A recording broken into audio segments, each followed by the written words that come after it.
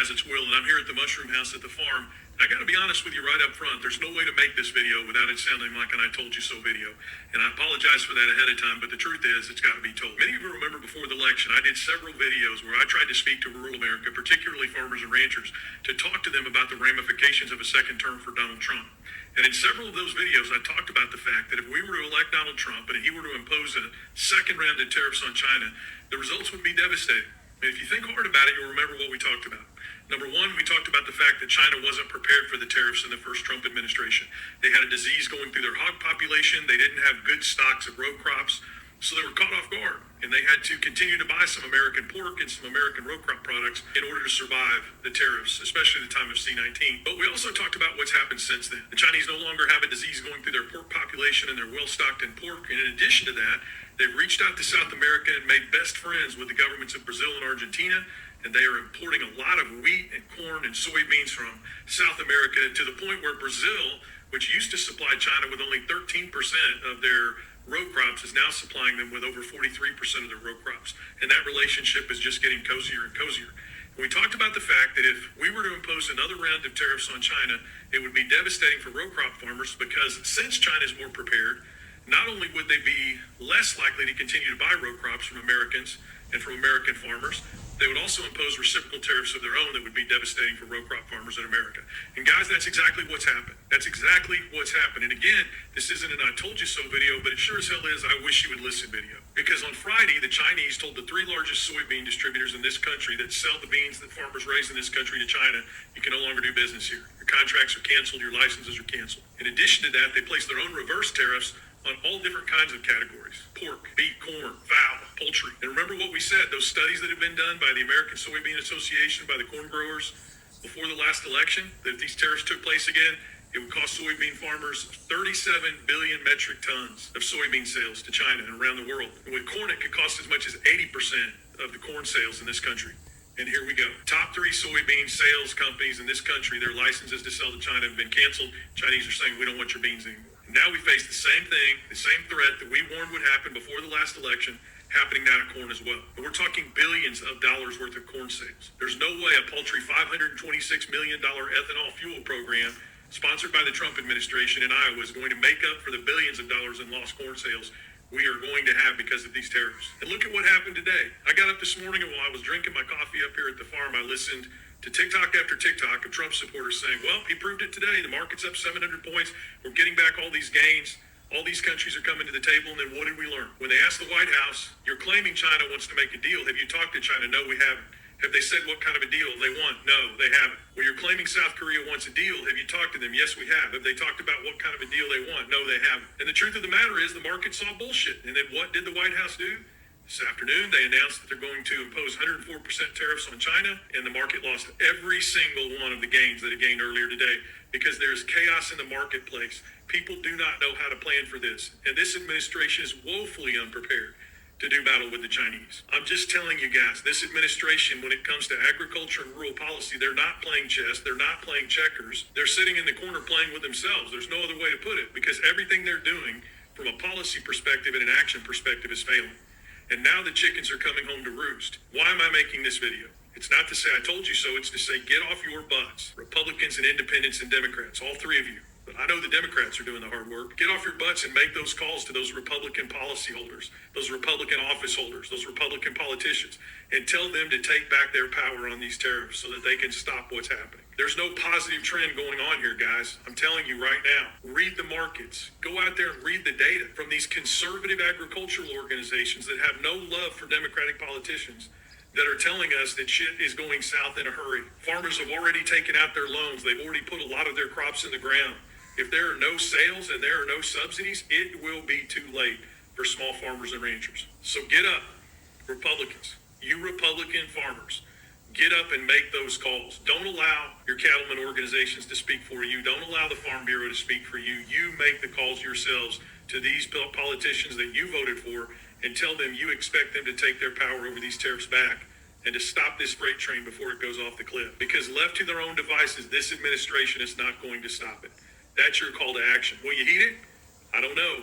But I hope so, because if you don't, J.D. Vance and all of his friends at Acre Trader are going to make a hell of a lot of money come the end of this year when the harvest comes in and there's no place to sell it. The response that he wanted.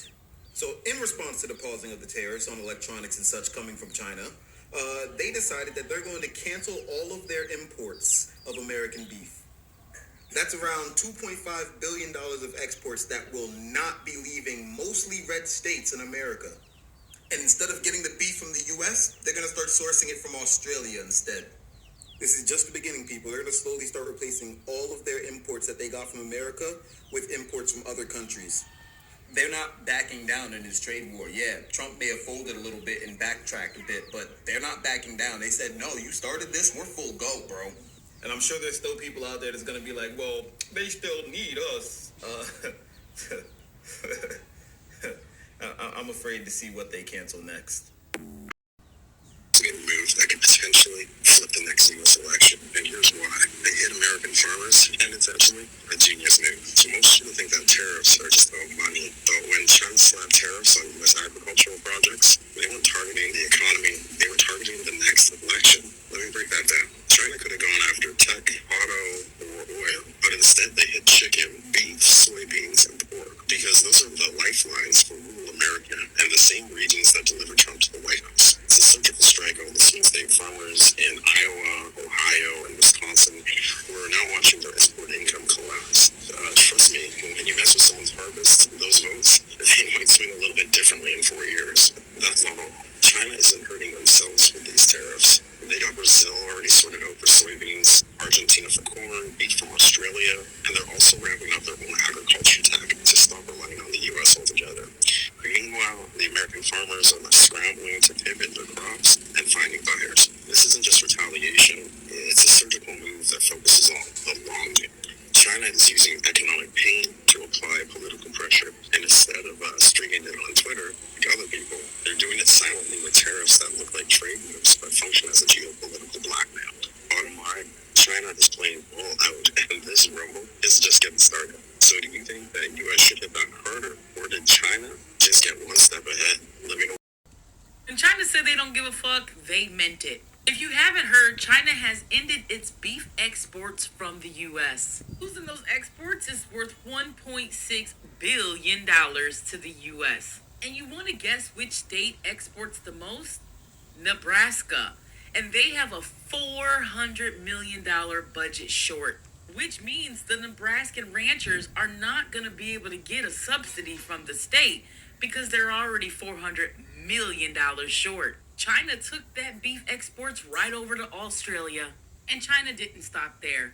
They are also reducing their soybean exports by 9.5%, or almost $5 billion. And Indiana is going to feel that pain, seeing that they export $2.6 billion, or 60% of their soybean crops, to China. And China is going to subsidize that through Brazil.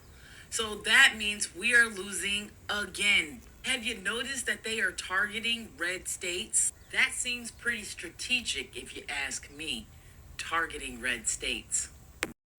Don't be mad at China for taking U.S. jobs. Be furious at U.S. corporations for shipping them overseas. China did not do anything but take the jobs that it was given. It didn't force anyone to send them jobs. The Chinese trade imbalance is a problem that the U.S. created. U.S. corporations wanted to have a way to screw over the American worker, have cheaper production, not pay for benefits, and to avoid those pesky labor unions and labor laws. So what did they all do? They shipped those jobs right on off to China, putting a lot of people out of work here. And while they got richer than ever, they never redistributed those gains to the American people that they put out of work. And now that the backlash and the trade deficit has reached an all-time high, they're clutching their pearls and pointing the finger at China. But China didn't come over here and take the jobs. They shipped them off willingly. It's highly ironic that people are blaming China for taking the jobs they were given by U.S. corporations. That seems like misplaced outrage to me. But to all of these corporations pretending that China stole jobs, when they sent them over to China willingly, you just made the D3 List, a podcast about dumb, desperate, and diabolical business decisions. So, who's to be blamed? China or America? Why is there imbalance between China trade between America and China? The reality is, when it comes to America, the elites are to be blamed, the billionaires are to be blamed, the big corporations are to be blamed, the wars are to be blamed. When China was doing business with America, when America decided to take manufacturing back to China and teach Chinese people the skills that are required to build the necessary products or services that America will need. Fast forward 50 years down the line, since the partnership of America and China, it was mutual beneficial. People, both countries were earning money.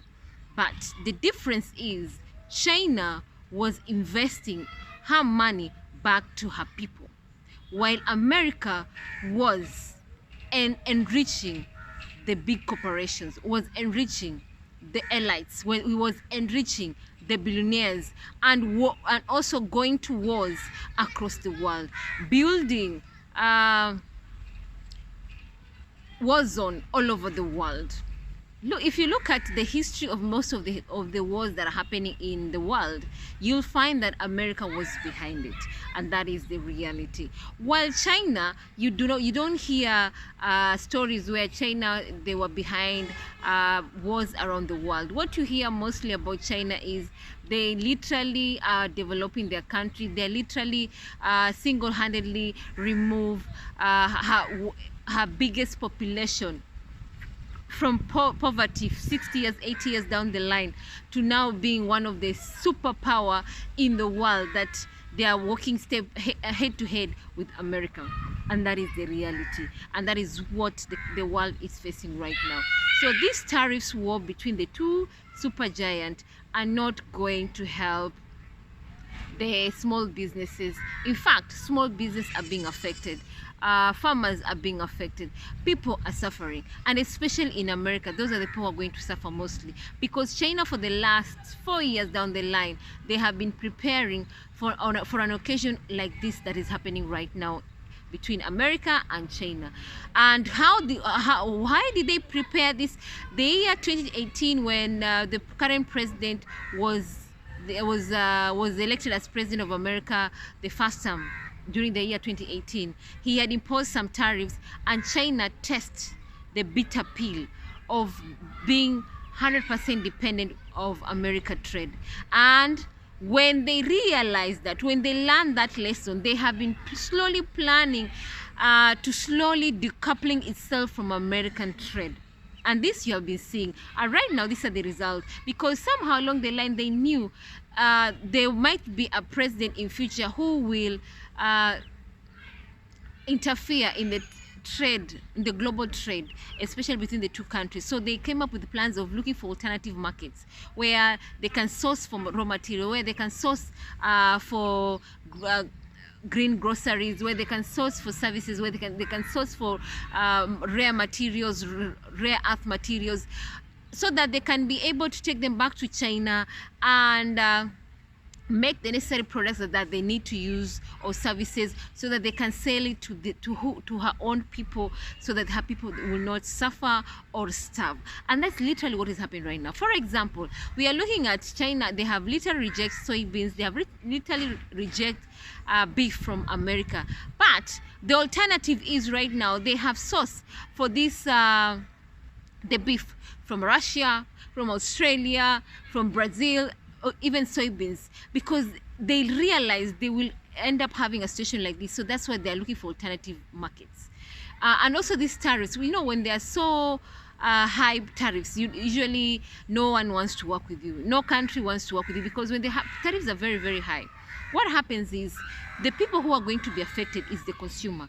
The consumer is the one who's going to be forced to pay the extra dollar as a result of the high tariffs. And that is basically what is going to happen in America.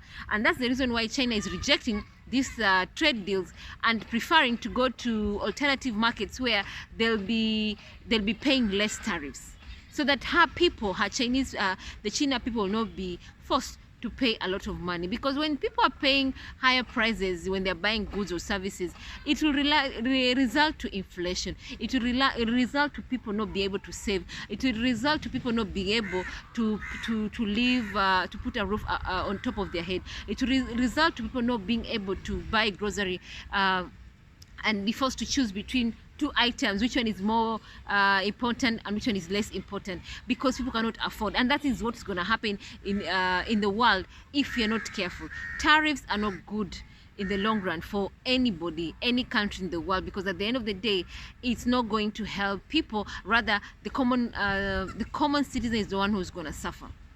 Who's gonna win between China, America, or and the world? Only time will tell. But at the end of the day, what matters is for people to come, sit at the table, and come up with new trade deals, so that the world, the supply chain, will not be affected. Because come 6 months down the line, come 1 year down the line, you might go to your supermarket and realize your favorite brand, which you usually get from China or maybe from Brazil or Australia, you will not be able to access it because prices have gone high as a result of tariffs. So please, let's be careful who we vote for in the near future, because voting has consequences.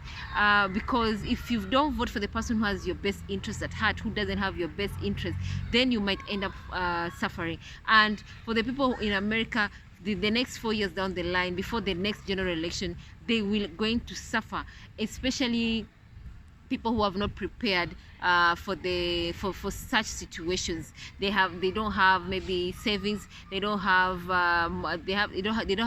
enough savings, or maybe they have lost their jobs. People are going to suffer, and in the long run, people are going to close their shops. Because they cannot afford to pay those high tariffs. People are going to lose their farms because they don't have any subsidies.